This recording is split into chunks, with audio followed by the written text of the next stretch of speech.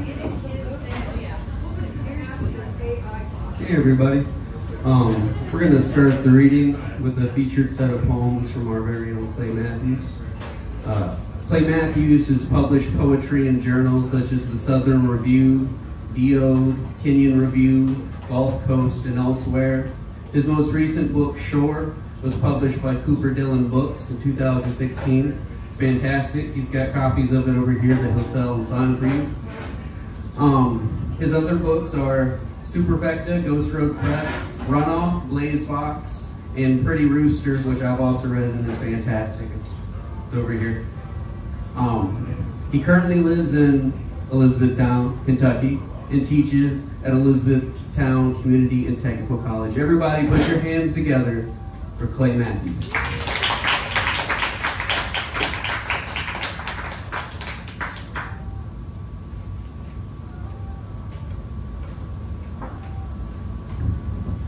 Thanks, Drew.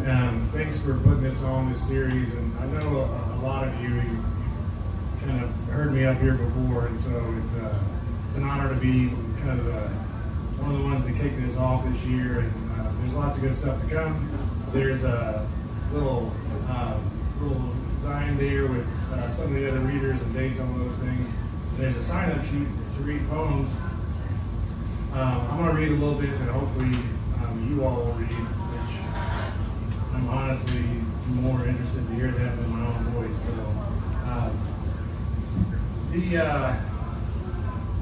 the first poem I'm going to start with is a sonnet. It's from Pretty Rooster. I've been reading several sonnets kind of here at the open mics of late because that's what I've been writing again. Something about the spring, but this one's called Analog. I turn on some old beat records and call for a little more bourbon. Some nights we dance in the small spaces between the wall, the couch, the future. The moon is a she right now.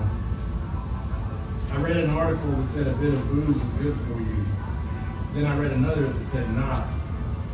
Then I read of a sociological study that proved romantic love, under the right circumstances, could endure. I wonder what's right.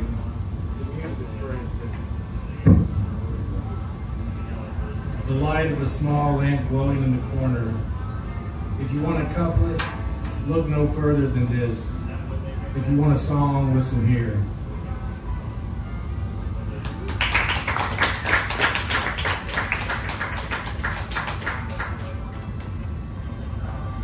So I'm kind of in between like a bunch of old stuff.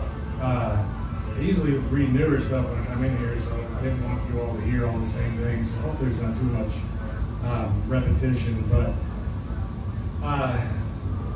this is a poem that's a kind of called like East Tennessee poem. It's called Small Engine Repair.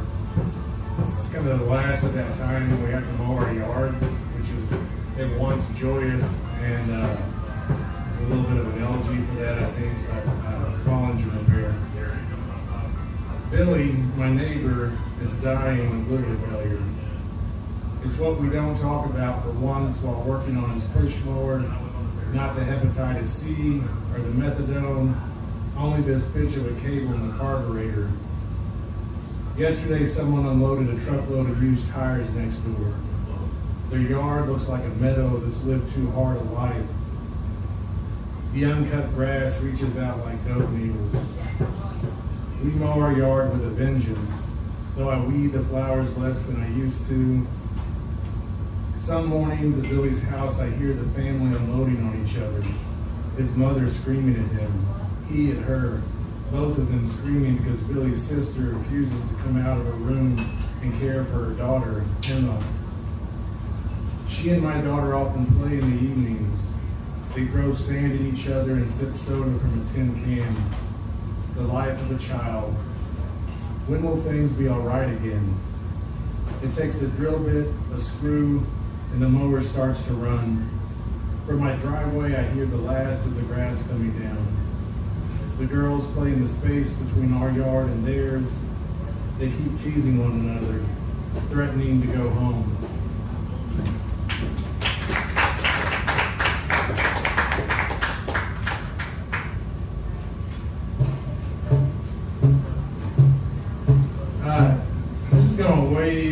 to when I was living in Oklahoma, and this was the first book that I published, the first full-length book.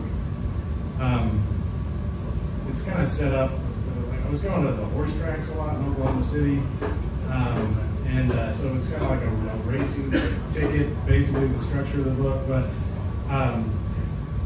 the NFL is going to kick off this week, and some people are happy about that, some people are not. Some people don't care one way or another. But I've watched, like football for a long time, and John Madden was always one of those kind of like figures in my life that I sort of loved in just a really nostalgic way. He was still alive and doing broadcasts when I wrote this poem. He's since not. Al Davis, who's in this poem, is not alive anymore either. They're trying to keep the meter outside, I think, so probably need to go back to the sonnets. But this one is called Broadcast and Another Speech About Forever. Weeks before the beginning of the next football season, and I am sitting on the couch waiting, because sometimes the waiting is all there is. On television, they're broadcasting the NFL Hall of Fame speeches, and I drift in and out of listening while Al Davis, rebel owner of the now again Oakland Raiders, comes out to announce John Madden. Or rather introduce, because now that I've said announce, all I can think about are those terrible camps I went to as a kid, where in the cafeteria, if anyone had anything to say, everyone else would sing this song about announcements. The terrible death to die, the terrible death to talk to death. I don't know if anybody else ever had that song at camp, but it was a real thing.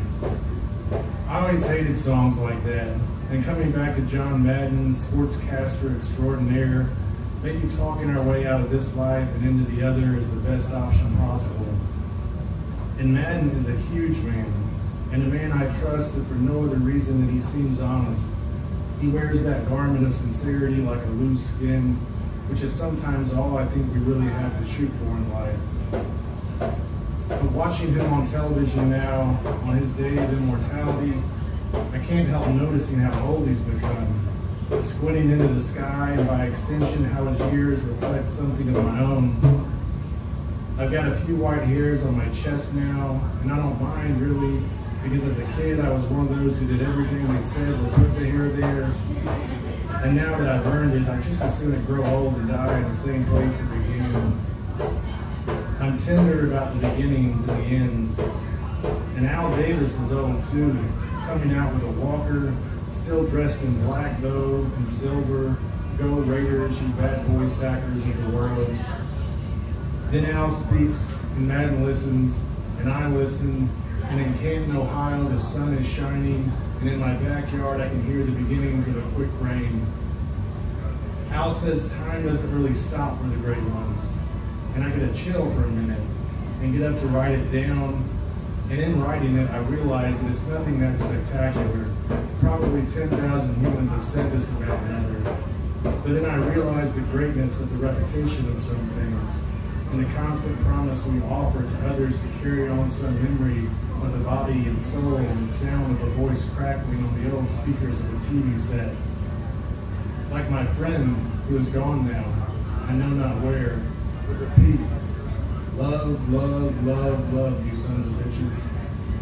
And there was more the kindness in his voice than either end of the words, because words have a beginning and an end, and also a spirit which carries on forever. And it carries on beyond the page, and beyond the screen, and beyond the silence and Madden standing up out of his chair to a statement full of applause. A hulking figure growing slighter every day, in stature that is, because the legend will live on in bronze. And what do I have to say for myself now? I don't know. In 4 more weeks, my weekly ritual will begin. I'll be watching a game and Madden will say something terribly stupid, as is his habit, as is his trick. And the rest of the world will feel smarter for at least 1 minute, while Madden laughs and begins another non sequitur, as if any one moment could logically follow another.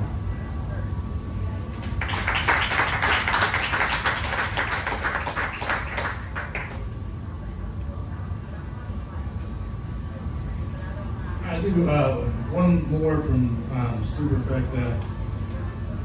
I have a lot of like road poems, and really the newest collection is mostly about like the road as a metaphor, but gas stations have always just like been a place that's a comfort to me. I don't know why. I think in some ways it's like the most democratic sort of place in our country because everybody has to get gas. Well, or you charge cars now too, but and there's not like, there are sort of, but most gas stations are not like, this is a really ritzy gas station, this is a really dumpy one. We all just sort of congregate in that place. So I have a lot of gas station poems, and this is one of those. It's called Exit 240B. The chicken fried steak served with gravy in an iron skillet, the 3,000 pocket knives, the American flag everywhere, even where you least expect it, like on the hand dryer in the bathroom or the panty line of some old gal in leather chaps spinning over to pick up her cigarette. Dirty mirrors and one clean one, the red vinyl booths, the waitress's name tag, the gold teeth, the missing teeth, the imposter rattlesnake boots, do-rags and don't-rags, fading blue hearts on every other forearm, 101 mesh caps with 101 clever lines about wives or trucks or getting drunk and not knowing the difference, the smell of bleach, the smell of eggs, low ceilings and fluorescent lights, the musky odor at the counter, the peppermint patties and broken toothpick dispenser, the end of the world, the start of a new life, the lady with her boy under her arm on the payphone and crying while something in the window makes her flinch, motor oil, various chrome gadgets for semis, bumper stickers, leather vests, a black plastic ashtray for some trucker in red suspenders, a hot meal and cup of coffee for every last thing crawling home.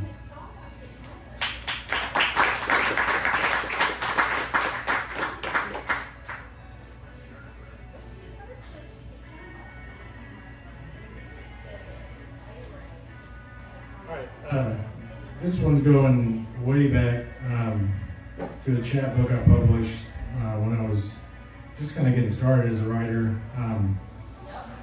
It's based on, I guess, a response to that poem by William Butler Yeats, The Stolen Child. I don't know if y'all have read that, but it's where it's like this sort of like, Yeats was really into kind of Irish mythology and fairies and things like that, and just the sort of like, that poem has a sort of haunting line in there. It's like, come away, O new human child, where the waters in the wild.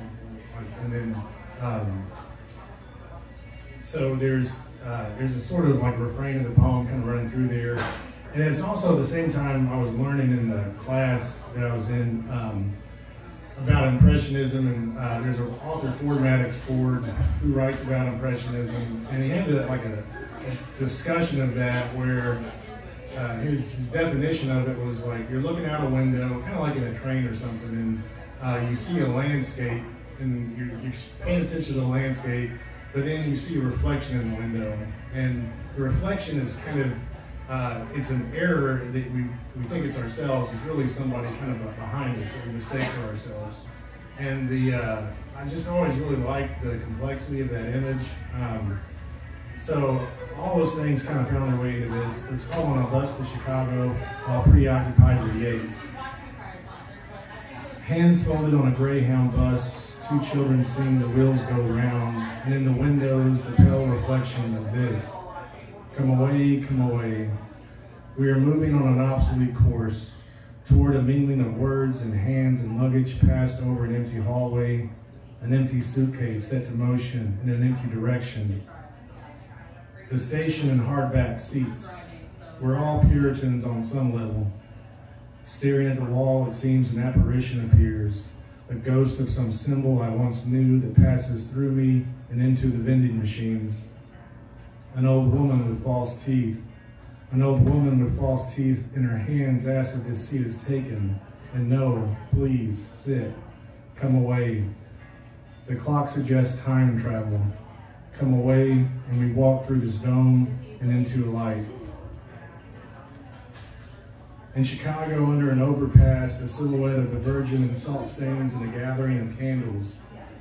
Inside, weeping. Inside, the world is more full of weeping. The crowd congregates behind, a small prayer wiped on a shirt sleeve and lost. I will not contemplate the wheels on the bus. I will not gather myself into a ball in the back seat and hide from the world that passes outside life-sized windows. What is it to be life-sized? Is it to be like this? Come away. Is it to sleep against the window? Come away.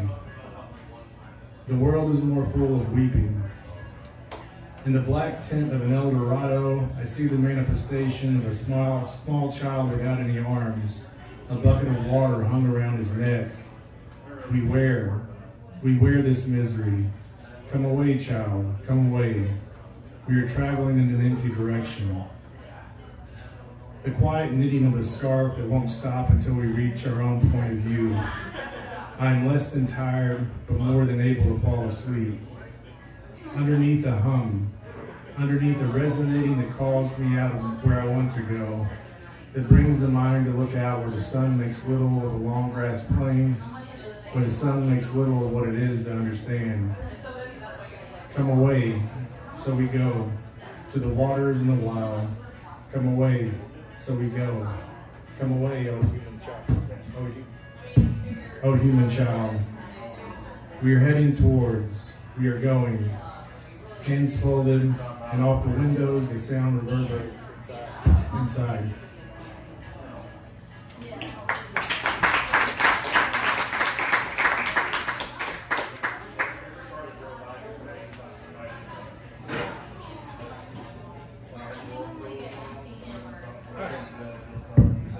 This will be the last poem I'll read.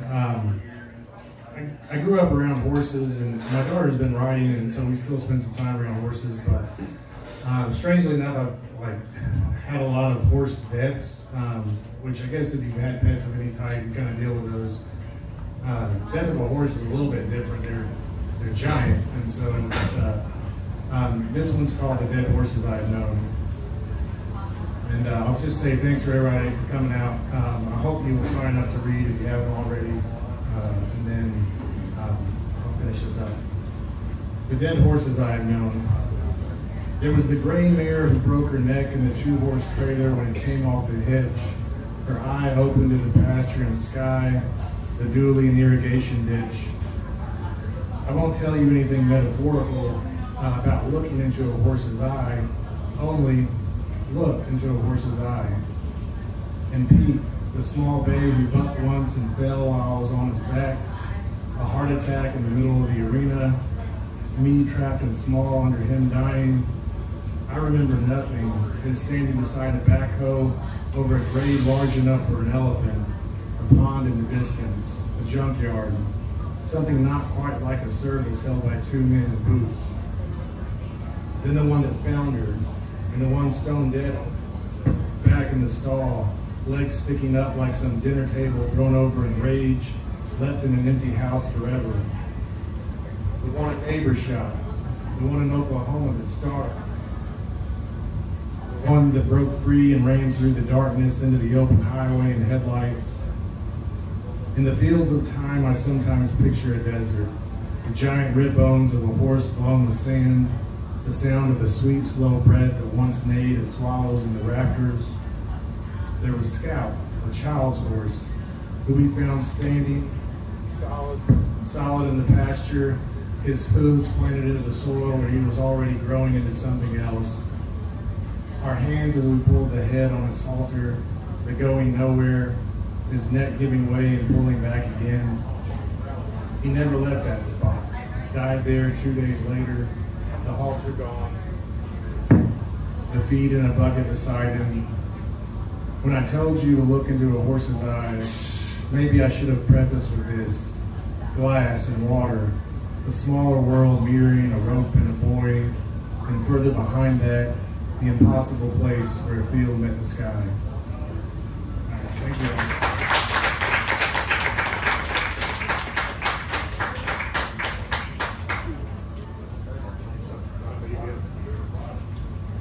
Okay, Clay Matthews, everybody. Let's give him one more hand. He's got books over here. We got cookies over there. There's a sign-up sheet. There's also a little zine with our upcoming features. Give me like 5 minutes. I think that speaker's trying to die on us. So I'm gonna switch out this mic, the cable, and bring another speaker and see if we can stop the spanking of the mic. But I appreciate you being so patient. Anyway, just give me a few minutes, guys.